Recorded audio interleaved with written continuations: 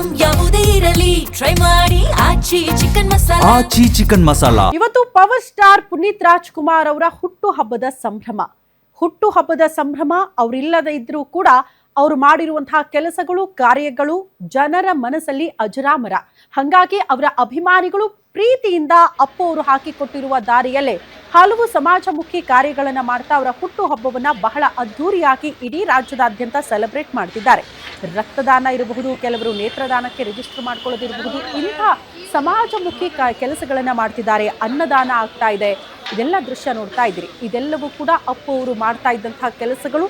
So ಅಭಿಮಾನಿಗಳಾಗಿ ತಮ್ಮ ನೆಚ್ಚಿನ ನಟ ಏನೆಲ್ಲ ಕೆಲಸಗಳನ್ನ ಮಾಡಿ ಸಮಾಜಕ್ಕೆ ಮಾದರಿಯಾಗಿದ್ರೋ ಅದೇ ಕೆಲಸಗಳನ್ನ ನಾವು ಕೂಡ ಮಾಡ್ತೀವಿ, ಆ ಮೂಲಕ ನಮ್ಮ ನೆಚ್ಚಿನ ನಟನ ಹುಟ್ಟುಹಬ್ಬವನ್ನು ಆಚರಣೆ ಮಾಡ್ತೀವಿ ಅಂತ ಅವರ ಅಭಿಮಾನಿಗಳು ಬಹಳ ಸಂಭ್ರಮದಲ್ಲಿ ಅನ್ನದಾನ, ರಕ್ತ ಶಿಬಿರ, ಜೊತೆಗೆ ಆರೋಗ್ಯ ತಪಾಸಣೆ, ಹೀಗೆ ಹಲವಾರು ರೀತಿಯ ಕಾರ್ಯಕ್ರಮಗಳನ್ನು ಹಮ್ಮಿಕೊಂಡಿದ್ದಾರೆ ಇಡೀ ರಾಜ್ಯದಾದ್ಯಂತ.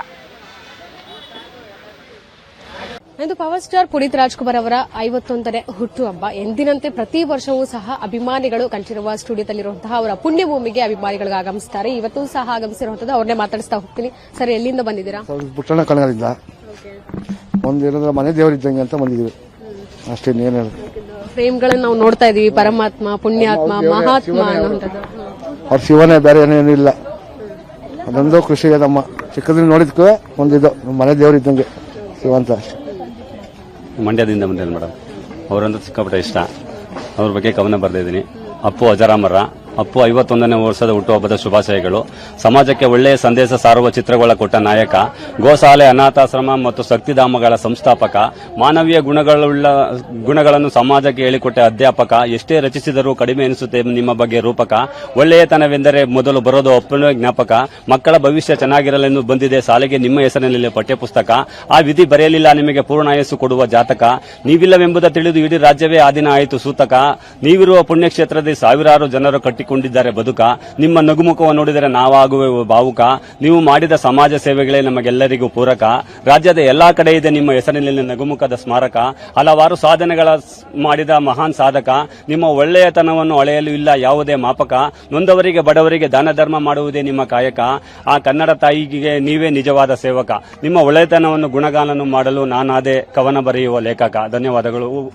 ಅಪ್ಪುಗೆ ಹುಟ್ಟುಹಬ್ಬದ ಆರ್ಥಿಕ ಶುಭಾಶಯಗಳು. ಸ್ವಾಮಿ ಅಂತ ಮಂಡ್ಯದಿಂದ. ಮೈಸೂರಿಂದ ಬಂದಿರೋದು ಪವರ್ ಸ್ಟಾರ್ ಪುನೀತ್ ರಾಜ್ಕುಮಾರ್ ಹುಟ್ಟುಹಬ್ಬದ ಶುಭಾಶಯಗಳು.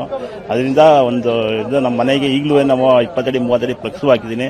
ಅಣ್ಣವ್ರದ್ದು ಅನ್ನದಾನ, ನೇತ್ರದಾನ ಇವೆಲ್ಲ ಮಾಡಿದ್ದೀವಿ. ಆದ್ರೂ ಈಗಲೂ ಮಾಡ್ತಾ ಇರ್ತೀವಿ ಮೇಡಮ್. ಅದು ಒಂದು ರಾಜ್ಕುಮಾರ್ ಒಂದು ಇದಕ್ಕೆ ಅವ್ರ ಶಕ್ತಿ ಬೆಳಕು ಇದು. Thank you.